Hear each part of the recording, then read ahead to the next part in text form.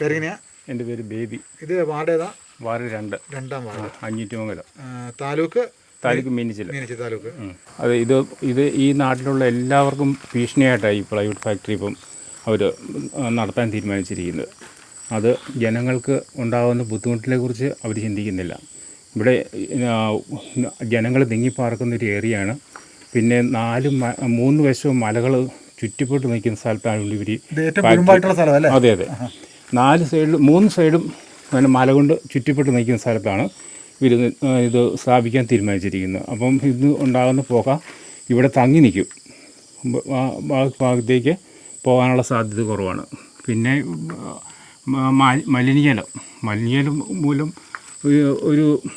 ഇവിടെ തൊട്ടടുത്തൊരു തോടുണ്ട്. ആ തോടിലേക്ക് മലിനജലം ചെന്ന് കഴിഞ്ഞാൽ മാതാകത്തോട് എന്നതിന് പേര്. ആ തോടിലേക്ക് ചെന്ന് കഴിഞ്ഞാൽ ആ തോടിൻ്റെ സൈഡിൽ കൂടെയുള്ള വീടുകളിൽ ഒരു 10-600 വീടുകളും ഉണ്ട് ഈ മീനച്ചിലാരി ചെല്ലുന്നോടം വരെ. ആൾക്കാർ കുടിക്കുന്നതല്ലേ? അത് തന്നെ. ഈ തോടിൻ്റെ സൈഡിൽ കൂടെ ഇഷ്ടംപോലെ കിണറുണ്ട്. ആ കിണറെല്ലാം മലിനമാവും.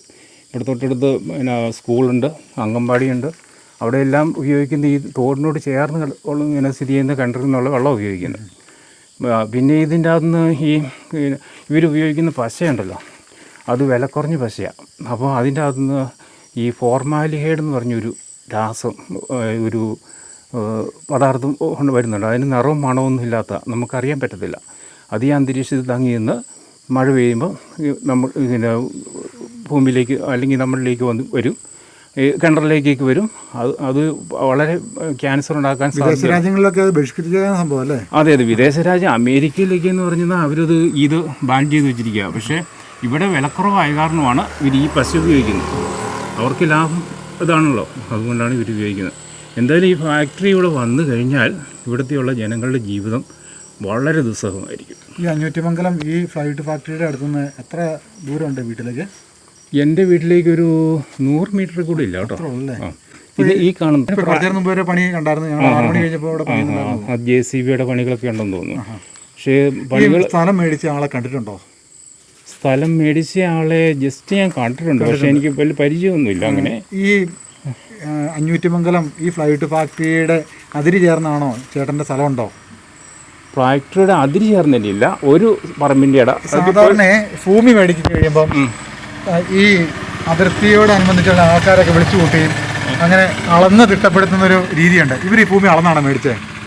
ഇവരത് ഭൂമി അളന്നായിരിക്കും മേടിച്ചത്. ഓഫ്കോഴ്സ് തീർച്ചയായിട്ടും അളന്നായിരിക്കും മേടിക്കുന്നത്. പക്ഷെ നമ്മളതിൻ്റെ അതിർത്തിപ്പെട്ട ആളല്ല. അതിർത്തിയിൽ നിന്ന് വേറൊരു ഞങ്ങളിവിടെ തിരക്കി കഴിഞ്ഞപ്പോഴത്തേന് അതിർത്തിയിലുള്ള ആൾക്കാരെ ഒന്നും അറിയിക്കാതെയാണ് ഇവർ ഭൂമി മേടിച്ചതെന്ന് കേട്ടു. അളക്കുന്ന സമയത്തൊന്നും അളന്നല്ല മേടിച്ചത്.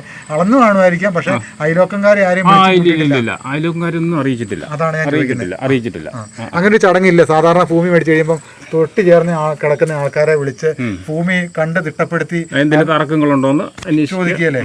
അപ്പൊ അങ്ങനെ ഒരു സംഭവങ്ങളിലേക്ക് അങ്ങനെയൊന്നും ചോദിച്ചിട്ടില്ല. അപ്പൊ ഇത് വളരെ ഗൂഢമായ ഒരു കാര്യങ്ങളിലേക്കല്ലേ ഇവർ കടന്നാക്കുന്നത്? അങ്ങനെ ചിന്തിക്കാൻ മേലെ? അങ്ങനെ ചിന്തിക്കാം. ഇതിനായിട്ട് പ്രക്ഷോഭങ്ങൾ കാര്യങ്ങളൊക്കെ നാട്ടുകാർ നടത്തിയെന്ന് പറഞ്ഞല്ലോ. എന്തായതും കൊണ്ട് എന്തെങ്കിലും ഫലം കണ്ടോ? പ്രക്ഷോഭങ്ങൾ എന്ന് പറഞ്ഞ ഒരു മീറ്റിങ്ങും പ്രതിഷേധ കൺവെൻഷനും ഒക്കെ നടത്തിയായിരുന്നു. അതിൻ്റെ പഞ്ചായത്താണോ ഉപരോധിച്ചത്? പഞ്ചായത്ത് ഞങ്ങൾ കുറേ പേര് പോയി സെക്രട്ടറിയെ കാണുകയും സംസാരിക്കുകയും എല്ലാം ചെയ്തതാണ്. റോട്ടിക്കോട് പ്ലേ കാർഡൊക്കെ ഏന്തി പോയായിരുന്നു. എന്നിട്ട് അത് ഈ വഴിക്ക് തന്നെയാണ് പോയത്. എത്ര പേരുണ്ടായിരുന്നു അന്നൊരു 200ഓളം പേരുണ്ടായിരുന്നു. എത്ര നാൾ മുമ്പാ? അത് ഒരു മാസം മുമ്പാണ്. അന്ന് പഞ്ചായത്തിൻ്റെ ഭാഗത്തുനിന്ന് എന്താ പറഞ്ഞേ? പഞ്ചായത്തിൻ്റെ ഭാഗത്തുനിന്ന് പിന്നെ ഞങ്ങൾ സെക്രട്ടറിയെ പോയി കണ്ടപ്പോൾ സെക്രട്ടറി ഓൾറെഡി ഒരു ഇത് കൊടുത്തുപോയി. അന്ന് ഇവർ പ്രവർത്തനങ്ങൾ തുടങ്ങിയായിരുന്നോ ഈ അഞ്ഞൂറ്റിമംഗലത്ത്? ഇപ്പോൾ ഈ കാണുന്ന ഈ ഫ്ലൈവുഡ് ഫാക്ടറി അന്ന് തുടങ്ങാനായിട്ടുള്ള വർക്കുകളൊക്കെ തുടങ്ങിയായിരുന്നു? പ്രാരംഭ നടപടികളൊക്കെ ആരംഭിച്ചായിരുന്നു. മണ്ണ് മാറ്റുന്ന പരിപാടിക്ക് ആരംഭിച്ചായിരുന്നു. അന്നേരമാണ് നിങ്ങൾക്കിത് മനസ്സിലായത്, ഫ്ലൈവുഡ് ഫാക്ടറിക്കാണെന്ന് മനസ്സിലായത്? ഫ്ലൈവുഡ് ഫാക്ടറിക്കാന്നുള്ളത് നമുക്ക് അറിയാമായിരുന്നു, ഏറെക്കുറെ നേരത്തെ തന്നെ അറിയാം. ഞങ്ങളിത് കോടതിയിൽ പോയി സ്റ്റേ മേടിച്ചായിരുന്നു. സ്റ്റേ പിന്നെ അത് ഒരു മാസം കഴിഞ്ഞപ്പോൾ, ഒരു മാസത്തേനെ ഉണ്ടായിരുന്നുള്ളൂ. ഒരു മാസം കഴിഞ്ഞപ്പോൾ വെക്കേറ്റ് ചെയ്തു. അത് കഴിഞ്ഞാണ് അവർ അതിൻ്റെ പ്രവർത്തനം തുടങ്ങി. അവർ ഈ 3 വർഷത്തേക്ക് ലൈസൻസ് വേണ്ടാത്തൊരു സ്കീമുണ്ടല്ലോ. ഇപ്പം സർക്കാർ അങ്ങനെ ഒരു ഫാക്ടറി തുടങ്ങാൻ വേണ്ടി ഒരു സ്കീം തുടങ്ങിയിട്ടുണ്ടല്ലോ. 3 വർഷത്തേന് ലൈസൻസ് വേണ്ടാതെ ഉള്ളൊരു സ്കീമുണ്ട് ഇപ്പോൾ.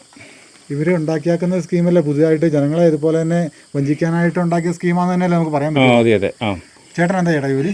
എനിക്ക് കൃഷിപ്പണിയാണ്. കൃഷിപ്പണി. എന്താ കൃഷി? റബ്ബറാ അല്ലേ? പശു ആടൊക്കെ ഉണ്ടോ? പശു ആടുമില്ല. ഇപ്പം ഈ റബ്ബർ കൃഷിയൊക്കെ ആണെങ്കിലും ഈ ഇലയിലൊക്കെ ആണെങ്കിൽ പൊടിപടലങ്ങൾ വന്നു കഴിഞ്ഞാൽ ഉൽപ്പാദനം കുറയുന്നവരോട് പറയുന്നുണ്ട്. ഈ ഇലയിൽ ഈ റബ്ബറിൻ്റെ ഈ ഇലയോടനുബന്ധിച്ചുള്ള ചെറിയ സൂക്ഷ്മ തണ്ടുകളുണ്ടല്ലോ, ആ തണ്ടയിൽ ഇതിൻ്റെ പൊടികൾ വന്ന് അടിഞ്ഞു കഴിഞ്ഞാൽ ഇല പഴുത്ത് താഴേക്ക് ആടി ഉൽപ്പാദനം റബ്ബർ കൃഷി പാടെ നശിച്ചു പോകുന്ന ഒരു അവസ്ഥയിലേക്ക് ആകുന്ന പെരുമ്പാവൂർ ഭാഗത്ത് ഞങ്ങൾ അവിടെ ചെന്നപ്പോൾ ഞങ്ങളോട് പറഞ്ഞു. ആണല്ലേ? അപ്പം കൃഷികളെല്ലാം പറഞ്ഞു വരുന്നത് കൃഷികളെല്ലാം നശിച്ചു പോകാനുള്ള ഏറ്റവും വലിയ ഒരു ഉദ്രവകാരിയാണ് ഈ ഫ്ലൈറ്റ് ഫാക്ടറി. കാരണം കണ്ടമാനം പൊടി പുറന്തള്ളപ്പെടുന്നുണ്ട്.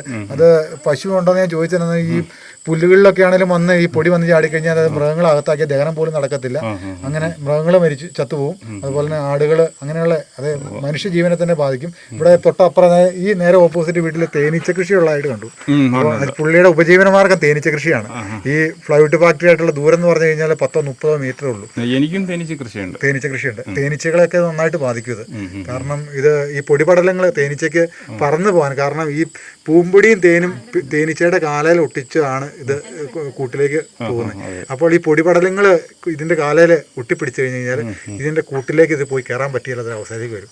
അതായത് എൻ്റെ വീട്ടിൽ നിന്നും അത് ഭക്ഷണം തേടി പോയിട്ട് ആ ഈച്ചകൾക്ക് അത് വീണ്ടും ഈ കൂട്ടിൽ പ്രവേശിക്കാൻ പറ്റത്തില്ലാത്തൊരവസ്ഥയിൽ വരും. അങ്ങനെ ഒത്തിരി ഈ സസ്യജാല ശൃംഖല എന്ന് പറഞ്ഞു കഴിഞ്ഞാൽ എല്ലാം ഡിപ്പെൻഡഡ് ആണ്. നമ്മൾ ഉൾപ്പെടെ ജന്തുജാല ശൃംഖല എന്ന് പറഞ്ഞു കഴിഞ്ഞാൽ എല്ലാ ആൾക്കാരെയും ഇത് ബാധിക്കും. ഇത് മനുഷ്യനെയും ജീവികളെയും ആൾക്കാരുകളെ ഉൾപ്പെടെ ഇത് ബാധിക്കും. എനിക്ക് പറയാനുള്ളത് ഈ ഫാക്ടറിയുടെ പ്രവർത്തനം നിർത്തിവെക്കണം എന്ന് തന്നെയാണ് എനിക്ക് പറയാനുള്ളത്. ജനങ്ങളുടെ ജീവനും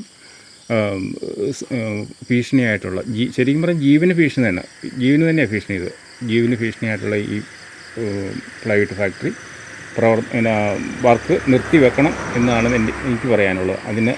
അധികൃതർ ഇതിനകത്ത് ഇടപെട്ട് വേണ്ട നടപടികൾ സ്വീകരിക്കണം എന്നാണ് എനിക്ക് പറയാനുള്ളത്.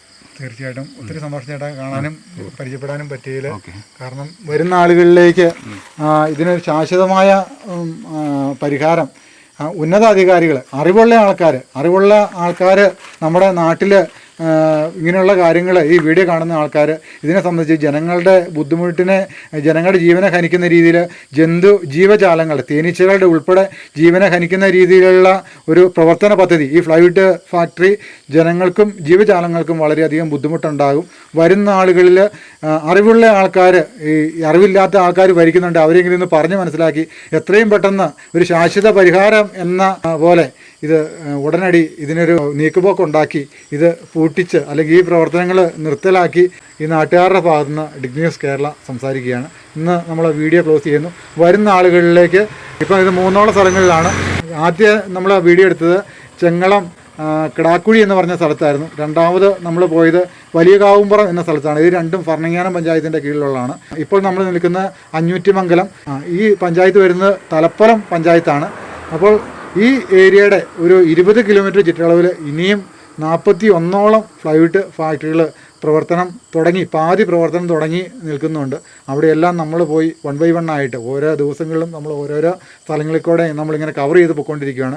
ജനങ്ങൾ വളരെയധികം ഭീതിയിലാണ്, അതിലൊട്ടും സംശയിക്കേണ്ട കാര്യമില്ല. വരുന്ന ആളുകളിലേക്ക് ജനങ്ങൾ ഇതിൻ്റെ ഭവിഷ്യത്ത് നിങ്ങൾ ഗൂഗിളിലെല്ലാം കയറി സെർച്ച് ചെയ്ത് നോക്കിയാൽ അറിയാൻ പറ്റും. ഫ്ലൈറ്റ് ഫാക്ടറികൾ കൊണ്ടുള്ള ദൂഷ്യ വശങ്ങൾ എത്രമാത്രമാണ് നമുക്കത് ഏത് പിള്ളേർക്ക് അറിയാവുന്ന കാര്യങ്ങൾ മാത്രമേ ഉള്ളൂ. ഇതുകൊണ്ട് ജനങ്ങൾക്ക് ഒരു ഉപകാരമില്ല. ഇത് വലിയ ഭീകരമായൊരു അനുഭവമായിട്ട് തന്നെയാണ് നമ്മൾ ഇതിനെ കാണുന്നത്. കാരണം ഇതുകൊണ്ട് ഒരു പ്രയോജനം നമ്മുടെ നാടിനുണ്ടാകില്ല. നമ്മുടെ നാട്ടിലുള്ള തൊഴിൽ ഇതുകൊണ്ട് വർദ്ധിക്കുകയോ അല്ലെങ്കിൽ നമ്മുടെ നാട് വികസനം ഉണ്ടാവുകയൊന്നുമില്ല. ഇതുകൊണ്ട് രോഗങ്ങൾ മാത്രമേ ഉള്ളൂ. രോഗങ്ങൾ കൊണ്ട് വലയുന്ന ഒരു നാടായിട്ട് ഈ ഭരണങ്ങാനം പഞ്ചായത്ത്, ഈ മീനച്ചിൽ താലൂക്ക് ഉന്നത അധികാരികൾ എത്രയും പെട്ടെന്ന് നിർത്തലാക്കാനുള്ള എല്ലാ കാര്യങ്ങളിലേക്കും കടക്കുമെന്ന് പ്രതീക്ഷിക്കുന്നു. നിങ്ങളുടെ സ്വന്തം dig news Kerala hard farmer സിജിയും